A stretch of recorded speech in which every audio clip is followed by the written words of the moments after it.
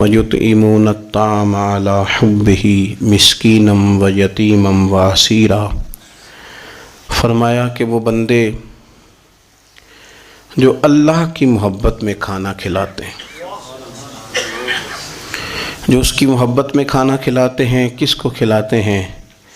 فرمایا وہ مسکین کو کھلاتے ہیں، یتیم کو کھلاتے ہیں اور اسیر کو کھلاتے ہیں، قیدی کو کھانا کھلاتے ہیں اللہ کی محبت میں، اللہ کی محبت میں، اللہ کی رضا پانے کے لیے۔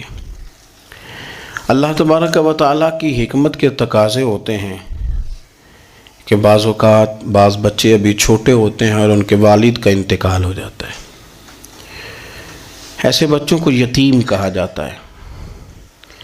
وہ نابالغ بچہ جس کا والد انتقال کر جائے اس کو یتیم کہتے ہیں۔ جب بالغ ہو جائے تو اس پر پھر اس چیز کا اطلاق نہیں ہوتا، اگرچہ اہل لغت تو یہی فرماتے ہیں کہ ماں باپ دونوں کے جانے سے بچہ یتیم ہوتا ہے۔ یہ جو یتیم بچے ہوتے ہیں، بچیاں ہوتی ہیں، ان کے کثیر حقوق قرآن و سنت میں بیان کیے گئے۔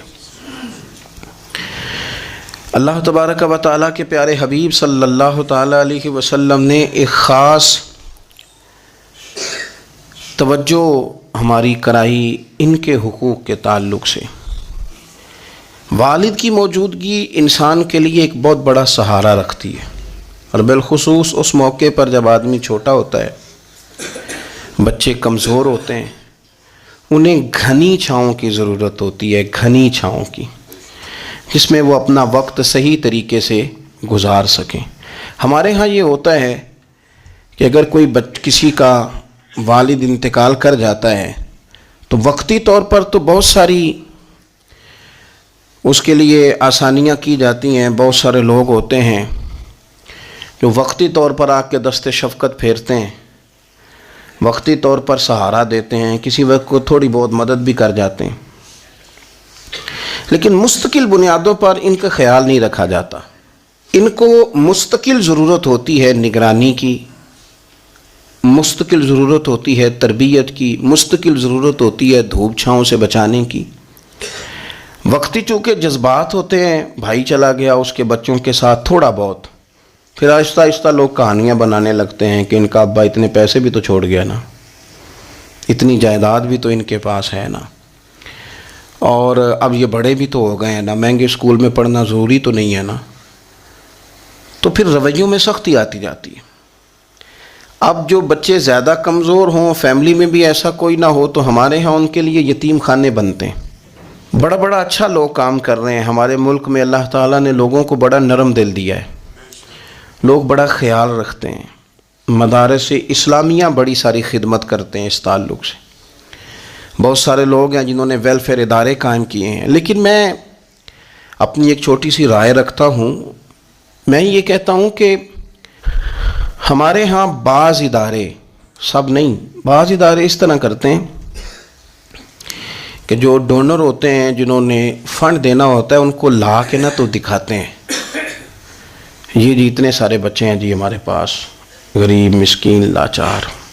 میں کہتا ہوں کہ یہ کوئی مال تو نہیں نا جو دکھا کے آپ نے پیسہ اکٹھا کرنا ہے۔ چلے آپ نے اچھی نیت کے ساتھ ہی یہ کام کیا، آپ کا خیال تھا کہ ان بچوں کے لیے کوئی اور اسباب جمع ہو جائیں، کچھ ان کو مزید کچھ ملے گا، لیکن یہ کہ آپ نے اچھے اور خیر کے جذبے کے ساتھ بھی یہ کام کیا، لیکن آپ کو چونکہ تربیت کرنی تھی ان بچوں کی۔ اب جب ان کو پتہ چل گیا کہ ہمیں تو دکھایا جا رہا ہے، اور جس طرح اپنا مال صاف ستھرا کر کے لوگوں کے سامنے پیش کیا جاتا ہے، اس طرح ہمیں تو دکھا کے پیسے اکٹھے کیے جا رہے ہیں، تو ایک ان کا ذہن بن جاتا ہے، وہ ساری زندگی اس رویے میں آ جاتے ہیں کہ میں نے شاید مانگ کے ہی کھانا ہے، مجھے شاید اسی طرح ہاتھ ہی پھیلانا ہے۔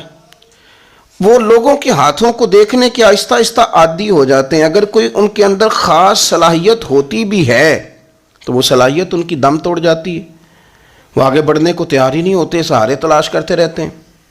ہمارے بعض مدارس میں بھی یہ کام ہوتا ہے، سیٹھ صاحب، نواب صاحب، مالدار آدمی وہ آیا ہے تو وہ اب وہ جا رہا ہے کلاسوں میں، ایک ایک کلاس اس کو دکھائی جا رہی ہے، اتنے بچے ہیں، یہ کرتے ہیں۔ ٹھیک ہے، آپ کے جذبات اچھے ہی ہوں گے، لیکن میرا موقف یہ ہے کہ بچوں کے دلوں پہ جو گزرے گی اس کا بھی تو ہمیں خیال رکھنا ہے نا۔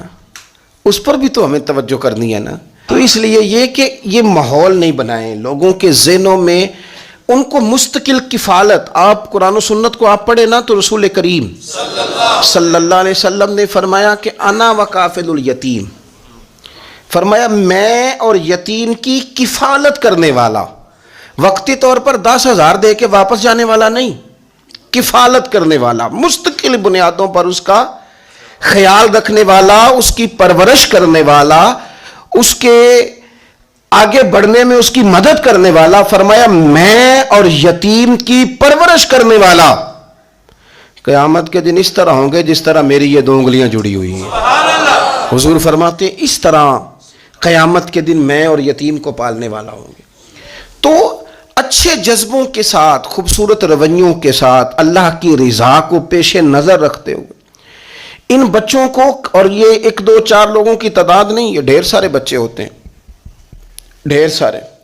میری ذاتی یہ رائے ہے کہ ان بچوں سے بار بار پوچھیں بھی نہ آپ کو ضرورت کیا ہے، ان کو بار بار احساس نہ دلائیں کہ ہم آپ کا خیال رکھتے ہیں. یہ بھی نہ کریں.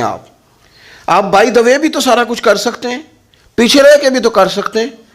بہت سارے ایسے لوگ ہیں نے کبھی پلٹ کے دیکھا ہی نہیں کون ان کو پال رہا ہے، لیکن کوئی ہے، کوئی بیٹھا ہوا دور دعا دیتا ہے، میں ڈوبتا ہوں سمندر اچھال دیتا ہے. کفالت کریں، نگرانی کریں، ان کا مستقل بنیادوں پر خیال رکھیں، ان کے لیے اسباب فراہم کریں. میرے رسول پاک صلی اللہ تعالی علیہ وآلہ وسلم ارشاد فرماتے ہیں کہ تمہیں بتاؤں گھروں میں سب سے بہترین گھر کون سا ہوتا ہے؟ او میرے بھائیوں، وہ کتنا کو بہترین گھر ہے جسے مدینے والے رسول نے بہترین کہہ دیا ہے. فرمایا تمہیں بتاؤں نا گھروں میں بہترین گھر کون سا ہے؟ ہم سمجھتے ہیں ٹائلیں اچھی ہوں، کمرے ہوادار ہوں، اور کچن جو ہے وہ انواع و اقسام کے کھانوں سے بھرا ہوا ہو، سین اچھا ہو، اور جناب ہر چیز کی سہولیات گھر میں ہو، امن ہو، سکون ہو. نہیں، حضور فرماتے ہیں مجھ سے پوچھو نا بہترین گھر کون سا ہے.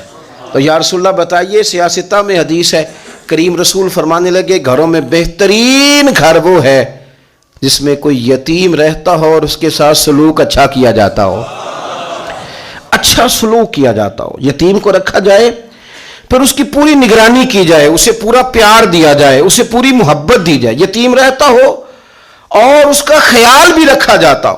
اور میرے نبی کریم صلی اللہ تعالی علیہ وسلم فرمانے لگے تمہیں بتاؤں نا کہ گھروں میں بدترین گھر کون سا ہوتا ہے؟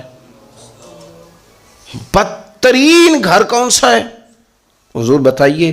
فرمایا جس میں کوئی یتیم رہتا اور اس کے ساتھ سلوک نہ صحیح کیا جاتا ہو، اس کو تکلیف دی جاتی ہو، وہ کرب میں ہو، وہ تکلیف میں ہو، وہ اذیت میں ہو. رکھنے والوں نے رکھ تو لیا ہے لیکن ان کو پتہ ہی کوئی نہیں ہے کہ ان کے ساتھ ہم نے رویہ کس طرح کا رکھنا تھا. یہ ایک اللہ کی قدرت ہے، اس کی حکمت ہے.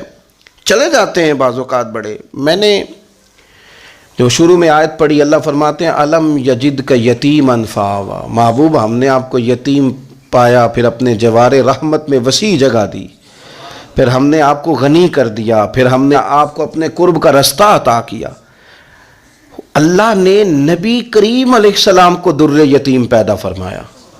یہ یتیموں کے تعلق سے ایک عظیم شان ان لوگوں کو دینی تھی، تو اللہ نے اپنے حبیب کو بھی در یتیم پیدا کر دیا. یہ ایک خاص قسم کا کرب ہوتا ہے. ظاہر ہے جس آدمی نے جو چیز چکھی ہوئی ہوتی ہے وہی اس کے ذائقے سے آگاہ ہوتا ہے، دوسرا دور کھڑا اسے آگاہ نہیں ہوتا. جو چکھ لیتا ہے، جو پانی میں اتر جاتا ہے، وہ اس کی گہرائی بھی جانتا ہے اور ٹھنڈا کتنا یہ بھی سمجھتا ہے. جن لوگوں نے یہ دور گزارا ہوتا ہے ان کو اس کا پتہ ہوتا ہے. نبی کریم صلی اللہ علیہ وسلم نے یہ وقت بتایا تھا، حضور نے یہ دیکھا تھا. حضور صلی اللہ علیہ وسلم اس کی تکلیف سے، اس کی آزمائش سے، اس کے مد و جزر سے پوری طرح آگاہ تھے. اس لیے حضور نے گن گن کے یتیموں کے حقوق بیان کیے. میں نے اپنی زندگی میں یہ نظام دیکھا ہے. پہلے 2 ہفتے لوگوں کی نظروں میں بڑا پیار، اگلے 2 ہفتے اس میں تھوڑی سی کمی، پھر اس کے بعد آہستہ آہستہ کہنا کہ چلو کوئی تعلیمیں حاصل کرنا ضروری تو نہیں نا، چلو یہاں پڑھنا ضروری تو نہیں نا، چلے بندے کو خرچے بھی تو کم. پھر آہستہ آہستہ، چونکہ کوئی بھی چیز ہے نا وہ پرانی ہوتی ہے، اس میں کمزوری آنا، پھر لوگوں کے لب و لہجے کا تبدیل ہونا، پھر بعض اوقات کسی شخص کا آ کے کوئی بات پوچھنا تو اس کے سوالوں میں چبھن، اس کے لب و لہجے کے اندر گھٹن کہ کتنے بجے باہر جاتے ہو، کب واپس آتے ہو، اب شام کو کتنے بجے جاتے ہو۔ ابا بھی یہ باتیں پوچھتے ہیں، وہ بھی یہ کام کرتے ہیں، لیکن اس رویے کے اندر جو چاشنی ہوتی ہے وہ اور ہوتی ہے، اس میں جو درد ہوتا ہے وہ، اور کسی کا یہ پوچھنا اور پھر اس انداز سے پوچھنا کہ محسوس ہو کہ لب و لہجے سے طنز چھلک رہا ہے اور باتوں سے جو ہے شیرینی کی بجائے لہو ٹپک رہا ہے، اور آپ تیزاب کا کام کر رہے ہیں یہ سوال جواب کر کے۔ یہ کمزوریاں، یہ انداز، اور یہاں تک کہ بیٹیوں کے رشتے دیکھنے والوں کا آنا تو ان کا یہ پوچھنا کہ بھائیوں کا رویہ کیسا ہے۔ ابا کے ہوتے لوگ یہ سوال نہیں پوچھتے، والد کے جانے کے بعد پوچھتے ہیں آپ کے بھائیوں کا رویہ آپ کے ساتھ ٹھیک ہے، یعنی معنی یہ ہے کہ وہ کچھ دیں گے کہ نہیں دیں گے، وہ کچھ جہیز بنائیں گے کہ نہیں بنائیں گے۔ یہ ساری چیزیں اس کرب سے وہ بچے گزرتے ہیں، اور پھر وہ بڑے قریبی لوگوں کو بھی اپنا قریبی سمجھنا چھوڑ جاتے ہیں۔ پھر ایک وقت ایسا آتا ہے کہ وہ سمجھتے ہیں ہمیں اپنے دامن میں ہی اپنے آنسو چھپا لینے چاہیے، کسی کو نظر نہ آئے۔ وہ محسوس کرتے ہیں کہ ہمیں خود سے ہی بس سمٹ جانا چاہیے، کسی تک ہماری کوئی چیز پہنچے نہ۔ آہستہ آہستہ لوگ چیزوں کو چھپانے لگتے ہیں، اور یہ پوچھنا کہ روٹی کھائی ہے کہ نہیں کھائی، تو اس طرح پوچھنا جیسے کوئی خیرات لے کے کھڑا ہے دروازے پہ، آپ نے کھلانی ہوتی تو کھلا دی ہوتی۔ آپ نے گرمیوں کے کپڑے لے لیے ہیں کہ نہیں لے لیے، تو اس کا رنگ اس طرح کا ہے کہ جس طرح کسی کو اس طرح پوچھا جا رہا ہے کہ جیسے بڑا بھکاری ہے۔ یہ ساری چیزیں ہم اس انداز میں کرتے ہیں کہ وہ جو خوبصورت، میں کہہ چکا ہوں کہ پھر اگر کسی ادارے میں وہ بچے ہیں تو وہاں ان کو دکھایا جاتا ہے کہ اتنے بچے ہیں تو ہمیں فنڈ چاہیے۔ آپ اچھی نیت سے کر رہے ہوں گے صاحب، لیکن آپ اس کومپل کو بھی تو دیکھیں نا کہ اس نے کھلنا ہے، اس نے پھول بننا ہے، اس نے کس طرح چھاؤں لوگوں کو دینی ہے جب وہ خود مرجھا جائے گا۔ پھر یہ لوگوں کو، ایسے بچوں کو میں نے عام لوگوں سے نفرت کرتے دیکھا، پیچھے ہٹتے دیکھا، لوگوں کے لیے ان کے دلوں کے اندر اچھے جذبات نہ رہے۔ انہوں نے محسوس کیا کہ یہ ہمارے ساتھ تعاون کرنے نہیں آئے، یہ ہماری عزت کو مجروح کرنے آئے، یہ شفقت کرنے نہیں آئے، یہ تو خیرات دینے آئے۔ سنو، میرے رسول کریم صلی اللہ علیہ وسلم کا انداز کیا ہے یتیم کے تعلق سے۔ حضرت بشیر بن اقربہ رضی اللہ تعالیٰ، مجموع زوائد میرے سامنے پڑھی ہے، فرماتے ہیں احد میں میرے والد شہید ہو گئے۔ نبی پاک صلی اللہ تعالیٰ علیہ وسلم نے نا مجھے اپنے گھوڑے کے پیچھے اپنے ساتھ بٹھا لیا گھوڑے پہ، اور میں سرور کائنات علیہ الصلوۃ والسلام کے ساتھ گھوڑے پہ بیٹھا ہوں، تو حضور مجھ سے پوچھتے ہیں تمہارے والد چلے گئے؟ میں رو پڑا، میں نے عرض کی حضور اب نظام کیسے چلے گا؟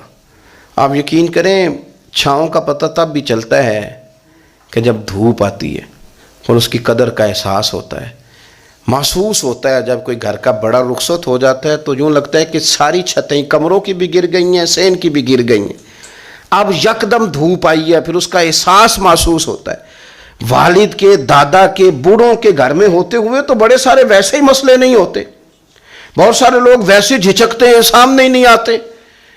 تو حضرت بشیر بن اقربہ رضی اللہ تعالیٰ عنہ کہتے ہیں میں نے کہا حضور میرے ابا جی چلے گئے، اب میں اپنے آپ کو بڑی تکلیف میں محسوس کرتا ہوں۔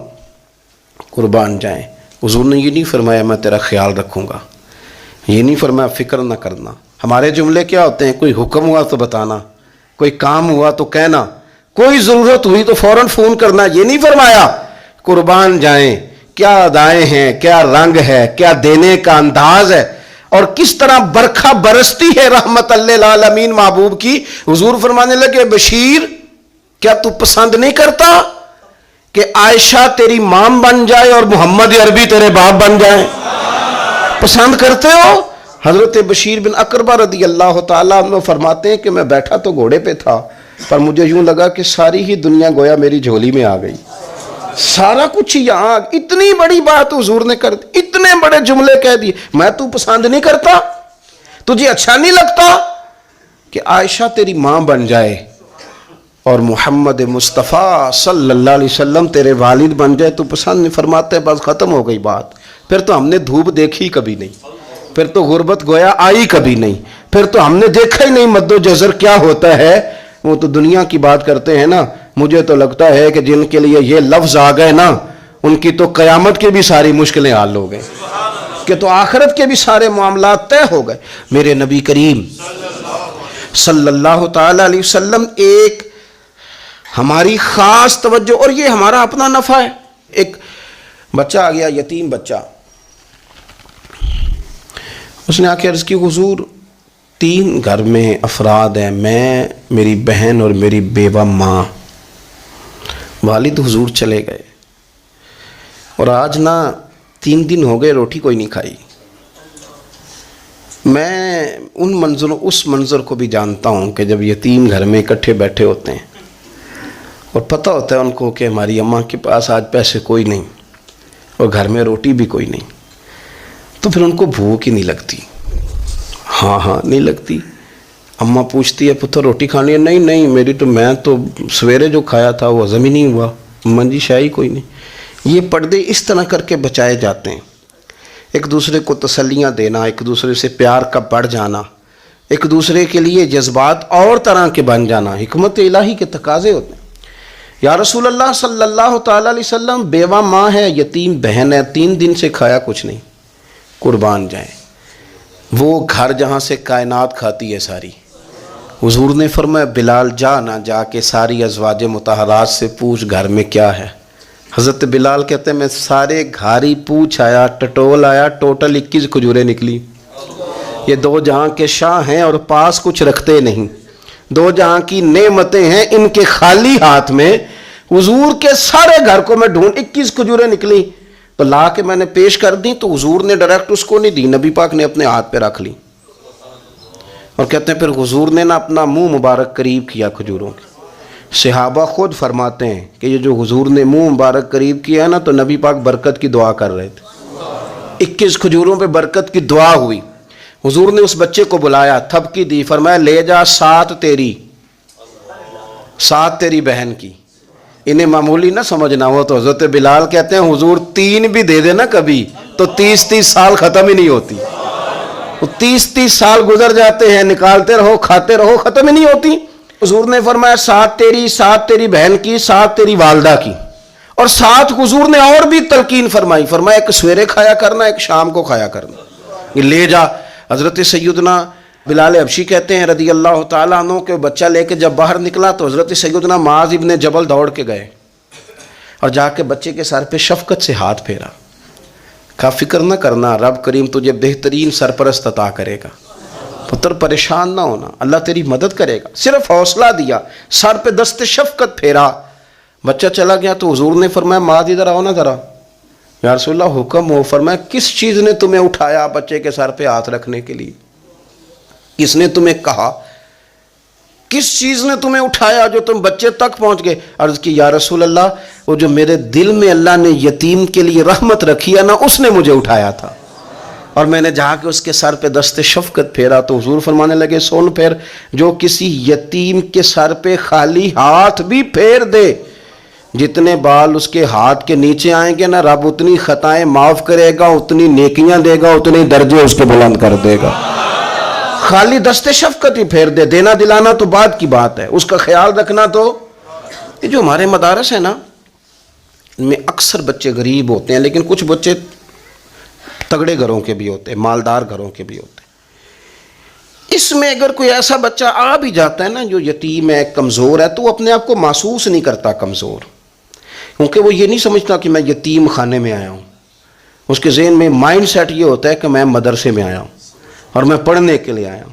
اور چونکہ وہ کچھ وزادار بچے، مالدار بچوں کے ساتھ وقت گزارتا ہے، اسی دسترخوان پہ بیٹھ کے کھاتا ہے، اسی کلاس میں سب کے ساتھ بیٹھ کے پڑھتا ہے، تو اس کی عزت نفس مجروح ہونے کی بجائے طاقت پکڑتی. وہ برابری کی سطح پہ جب آتا ہے تو اسے محسوس ہوتا ہے کہ مجھے عزت دی جا رہی. اس لیے مدارس اسلامیہ میری نظر سب سے مضبوط جگہ ہیں جہاں مساکین کی، یتیموں کی، غریبوں کی صحیح معنوں میں کفالت بھی ہوتی ہے، تعلیم بھی ہوتی ہے، عزت بھی ہوتی ہے، تربیت بھی ہوتی ہے. میرے رسول کریم علیہ السلام بڑے انہماک کے ساتھ، بڑے توجہ کے ساتھ. اچھا ایک کام اور ہوتا ہے ہمارے ہاں، وہ کیا ہے؟ اگر کوئی یتیم مال چھوڑ گیا نا اس کا باپ، تو پھر تو وارے نہیں آ رہے ہیں اس کے. پھر تو اللہ خیر کرے کہ بہت سارے مل جائیں گے کفالت کرنے والے، بہت سارے ملیں گے دھیان رکھنے والے، بڑے سارے ملیں گے توجہ دینے والے. قرآن مجید نے فرما دیا ہے کہ جو یتیم کا مال کھاتا ہے وہ سمجھ لے کہ میں مال نہیں کھا رہا، میں آگ کھا رہا ہوں، آگ کھا رہا ہوں، آگ۔ سورہ نساء دیکھیے، ہمارے ہاں اگر تو وہ مال چھوڑ گیا ہے تو پھر تو بہت سارے رشتہ دار مستقل اس کے محلے میں مکان لینے کو تیار ہو جاتے ہیں، الا ماشاء اللہ۔ پھر تو بڑے سارے ایسے بھی رشتہ دار بن جاتے ہیں جن کو والد کی موجودگی میں کبھی زیارت کا موقع بھی نہیں ملا تھا۔ یہ مال جو یتیم کا ہے اس کی تو زیادہ حفاظت کرنی تھی۔ ہم کئی دفعہ مسئلہ بتاتے ہیں، لوگ فتویٰ بازی شروع کر دیتے ہیں۔ مجھے بلایا گیا کہ ایک صاحب کا انتقال ہو گیا تو ان کا ختم شریف ہے، تو بچے ان کے نابالغ ہیں، تو میں نے کہا کہ آپ اس طرح کریں، ان کے مال میں سے زیادہ پیسے نہ صرف کریں۔ نہیں جی نہیں، بڑے پیسے کمائے ہیں جی، اس نے ساری زندگی باہر نکالی، یا تو لاکھوں کروڑوں کمائے ہیں، تو چھوٹا گوشت پکائیں گے، بکرے کا گوشت پکائیں گے اور ہم ان کا ختم شریف دلائیں گے۔ تو میں نے کہا صاحب آپ رشتہ دار ہیں، ان کے بچوں کے مال کی حفاظت کریں۔ ختم شریف تو اس میں گوشت زیادہ ہونا ضروری نہیں، اس میں تو درد سے دعا کرنا ضروری ہے، اس میں تو تلاوت قرآن پاک کے سال ثواب میں ضروری ہے، ذکر اذکار ضروری ہے۔ لیکن کیا کیا جاتا ہے کہ بے دریغ مال ان کا اگر ہو تو، ایک حدیث پاک ہے بخاری مسلم میں، بڑے غور سے سنیے گا، اور اس کے اندر جتنے پہلو ہیں ان پر پوری توجہ دیجئے گا کہ کہیں ہم ادھر آ تو نہیں گئے۔ رسول پاک صلی اللہ علیہ وسلم نا ہمارے لیے سب سے بڑے حکیم ہیں، سب سے زیادہ حکمت حضور نے ہمیں بتلائی ہے کہ اس رستے چلو گے تو بچو گے، اس رستے جاؤ گے تو ہلاک ہو جاؤ گے۔ نبی کریم علیہ السلام نے فرمایا، بخاری مسلم ہے، فرمایا 7 ہلاک کرنے والی چیزوں سے بچنا، اگر ان میں تم چلے گئے تو ہلاک ہو جاؤ گے۔ 7 چیزیں ہیں جو تمہیں ہلاک کر دیں گی، برباد ہو جاؤ گے، تباہ ہو جاؤ گے، ہلاکت کا سفر ہے یہ، 7 چیزوں سے بچو۔ یا رسول اللہ صلی اللہ علیہ وسلم وہ کون کون سی؟ تو حضور نے فرمایا اللہ کے ساتھ شریک نہ کرنا، ہلاک ہو جاؤ گے۔ دوسرا نبی پاک صلی اللہ علیہ وسلم نے فرمایا جادو نہ کرنا، ہلاک ہو جاؤ گے، ہلاک۔ اور یار جسے حضور فرما رہے ہیں ہلاک ہو جائے وہ بچے گا؟ نبی پاک صلی اللہ علیہ وسلم نے تیسرے نمبر پر فرمایا جس شخص کے قتل کرنے کو اللہ نے حرام قرار دیا ہے اسے قتل نہ کرنا، ہلاک ہو جاؤ گے۔ چوتھے نمبر پر رسول پاک علیہ السلام نے فرمایا سود نہ کبھی بھی کھانا، ہلاک ہو جاؤ گے، ہلاک۔ بڑی بڑی دلیلیں دی بینک والوں نے، بڑا سمجھایا تو حاجی صاحب مان گئے، محترم مان گئے، کہنے لگے نہیں جی نہیں وہ کاروبار میں لگاتے ہیں۔ بڑے بھولے بالے ہیں ہم، پتہ سارا ہے۔ اور دیکھو سب کاموں کے باوجود مستقل بینکوں میں پیسے اس اکاؤنٹ میں رکھے ہوئے ہیں جہاں سے مستقل سود آتا ہے۔ حضور نے فرمایا نہ کرنا یہ کام۔ تو کہتے میں سود پہ پیسے لے کے کاروبار چمکاؤں گا، تیرے نبی پاک نے تو فرمایا تو ہلاک ہو جائے گا۔ تو کہتا ہے میں مل لگاؤں گا، حضور نے تو فرمایا ہلاکت ہے۔ تو کہتا ہے میں بڑا کچھ کر جاؤں گا تو ہلاکت ہے۔ اچھی طرح سمجھ لیں، اصل مال بھی ضائع ہو جاتا ہے اس بندے کا جو سود کا مال ملا لیتا ہے، اصل برکت بھی اڑ جاتی۔ اور میرے نبی پاک صلی اللہ علیہ وسلم نے 5ویں نمبر پہ فرمایا یتیم کا مال نہ کھانا، ہلاک ہو جاؤ گے، نہ کھانا ان کا مال، یہ کروڑوں ہو، اربوں ہو یا 10 روپے ہو، یتیم کا پیسہ نہ کھا جانا، ہلاک ہو جاؤ گے، ہلاکت تمہیں آ لے گی۔ اور پھر 6 نمبر پر نبی پاک علیہ السلام نے فرمایا کفر سے جہاد ہو رہا ہو تو کبھی پیٹ پھیر کے بھاگنا نہ، ہلاک ہو جاؤ گے۔ اور 7ویں نمبر پر اللہ کے رسول نے فرمایا بے قصور اور بے گناہ عورت پر تہمت نہ لگانا، بلا وجہ بہو کے کھاتے نہ کچھ ڈال دینا، بلا وجہ بھابھی اور بیوی اور کسی بھی خاتون پر کوئی الزام بے قصور عورت پر بہتان نہ لگانا۔ مار مار کے ایک شخص نے بحال کر دیا بیوی کو، اور بعد میں پتا چلا کہ جی مجھے شک ہے تویز کراتی ہے۔ کیا آپ کی سوچ ہے؟ مسلمان اللہ کو ماننے والا اور اس باتوں پر الزام لگائے گا تویز کرا کے لاتی؟ بے قصور عورت پر بہتان، یہ ایک تو بات ہے اسے مارنا، اور ایک یہ ہے کہ کوئی تکلیف دینا، اور ایک خالی اتنی بات کی کہ بہتان بھی نہ لگانا، اس پر الزام نہ لگانا، یعنی تم نے صرف بے قصور عورت پر الزام ہی لگایا تو حضور فرماتے ہیں ہلاک ہو جاؤ، یہ ہلاکت والا کام ہے۔ لیکن ہم بغیر سوچے سمجھے کہہ دیتے ہیں اس نے کہا ہے، اس نے کیا ہے، یہ کرتی ہے، یہ کام نہیں کریں۔ یہ 7 وہ چیزیں ہیں جو ہلاک کر دیں گی۔ نبی پاک صلی اللہ تعالیٰ علیہ وآلہ وسلم فرماتے ہیں میں نا جنت کا دروازہ کھولوں گا تو ایک عورت کو نا میں سبقت لے جاتے ہوئے دیکھوں گا، یعنی وہ جلدی سے جنت میں داخل ہو رہی. یا بعض شارحین کہتے ہیں کہ حضور داخل ہوتے ہی سب سے پہلے اس کا چہرہ دیکھیں گے. حضور فرمائیں گے تو پہلے ہی آ گئی بی بی جنت میں. حضور نے دروازہ کھولا تو جلدی سے نظر آئی, تو پہلے آ گئی. سب نے لکھا ہے کہ اس عورت کی شان یہ ہے کہ سب سے پہلے جنت میں گئی. میں نے حدیث پڑھی تو میں نے نیچے حاشیے میں لکھا, میں نے کہا میرا خیال یہ ہے کہ اس کی زیادہ شان یہ ہے کہ جنت میں اس کی سب سے پہلی ملاقات مدینے والے محبوب سے ہو گئی. یہ دیکھو کتنی بڑی شان. حضور فرمانے لگے تو کیسے پہلے ہی آ گئی, کون ہے تو وہ کہنے لگی حضور میں بیوہ ہوں, میرے بچے یتیم تھے, میں نے ان کی خاطر نہ بیٹھی رہی, میں نے نکاح نہیں کیا, میں نے ان یتیموں کی پرورش کی, بیوہ بن کے زندگی گزار دی, ان یتیموں کے لیے بیٹھی رہی. اس کو جائز ہے, یہ کر سکتی تھی, لیکن اس نے سوچا کہ میں ان کی نگہبانی یتیموں کے لیے بیٹھی رہی. آج شان یہ ہے کہ مدینے والے کے لیے جب دروازہ کھلا ہے تو اس بی بی کو بھی رب کریم نے فوراً ہی جنت عطا فرما دی. یہ سب سے پہلے گئی. میں نے دیکھی ہیں ایسی عورتیں 23 سال میں بیوہ ہوئی پر عمر بچوں کے نام کر دی. اسے پتہ تھا کہ کل کو جب یہ بڑے ہوں گے تو یہ اپنے کمرے کا دروازہ بند کر لیں گے, یہ نہیں پوچھیں گے کہ اماں سوئی ہے کہ جاگ رہی ہے.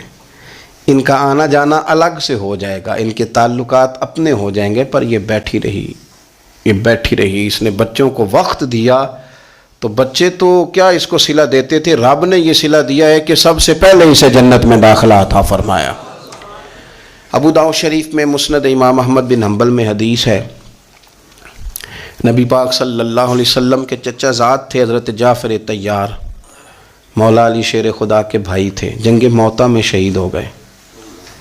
وہاں سے کوئی خبر لے کے نہیں آیا, لیکن رب خبریں دیتا ہے نا اپنے حبیب کو. اللہ غیب کے خزانوں کی کنجیاں دیتا ہے اپنے محبوب کو. نبی کریم صلی اللہ تعالیٰ علیہ وسلم نا ان کے گھر گئے, ان کی زوجہ کا نام اسماء بنت امیس تھا. حضور نے فرمایا اسماء میرے بھتیجوں کو میرے پاس لاؤ, محمد بن جعفر اور عبداللہ بن جعفر رضی اللہ تعالیٰ عنہ. بچے قریب آئے, حضور کو پتہ ہے ان کے والد شہید ہو گئے.